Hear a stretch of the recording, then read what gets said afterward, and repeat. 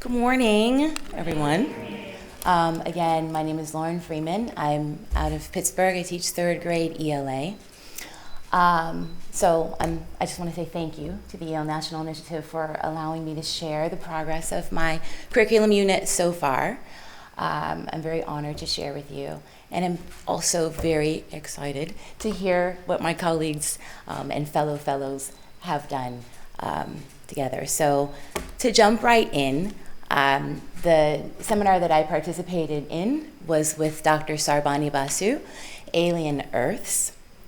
This particular seminar was perfect for the group that I'm dealing with this year, in bringing and tying everything together, due in part to the large amount of nonfiction material that would be presented, and that was presented to us by Dr. Basu.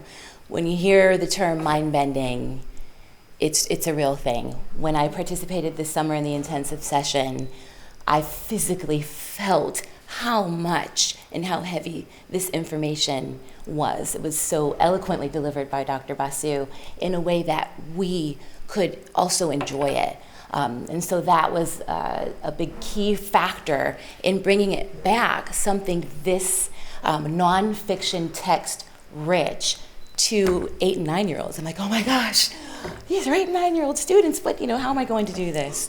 But one key factor in the seminar was the added touch of science fiction and a question that would run through the entire seminar. It kind of brought me back to my musical roots. If you know anything about opera, then you may have heard of a leitmotif, which is a short bit of music that you hear maybe when a character enters, and therefore you always know when that character is coming when you hear that little bit of music.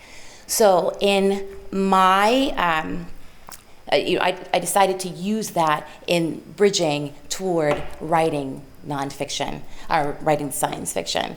And so as a strategy, I used the KWL chart to garner that schema from the students.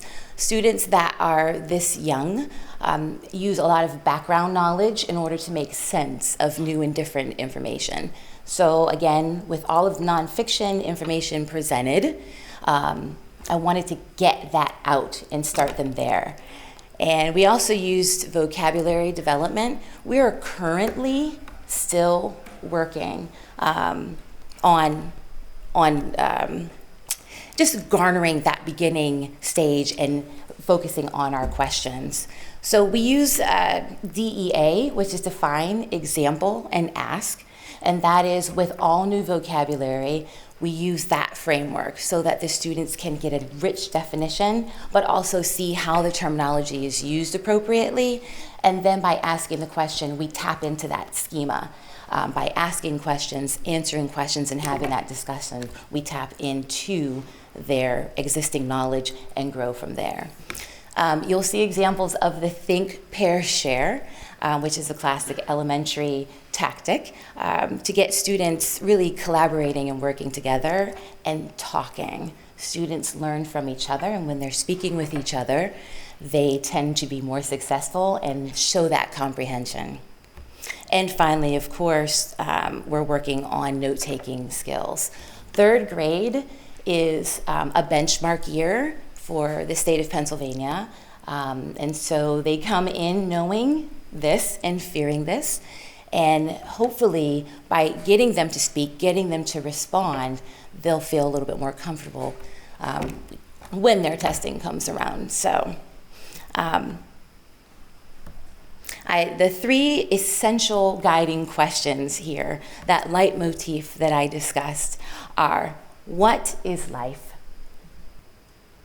And do you think that there can be life elsewhere in the universe? And how do you envision life other than that on planet Earth? And then in looking at the content objectives to get us there, we used terminology: blast off, cruising, space lander, and galactic exploration. So blast off is, of course, the use of the KWL and the schema and getting that background knowledge in place. The cruising is each information session So we will be focusing on the solar system and the sun, all of the planets, the moon, and then that question of could there possibly be life out there once they figure out all of what's going on in the rest of outer space. So we so far have talked about the sun as a star, 8 planets, the inner and outer planets, Pluto, and what's going on with Pluto and why it is not our 9th planet anymore, and the terrestrial planets versus the gas planets. Also, scale has been huge with the students as they gather the information from each section.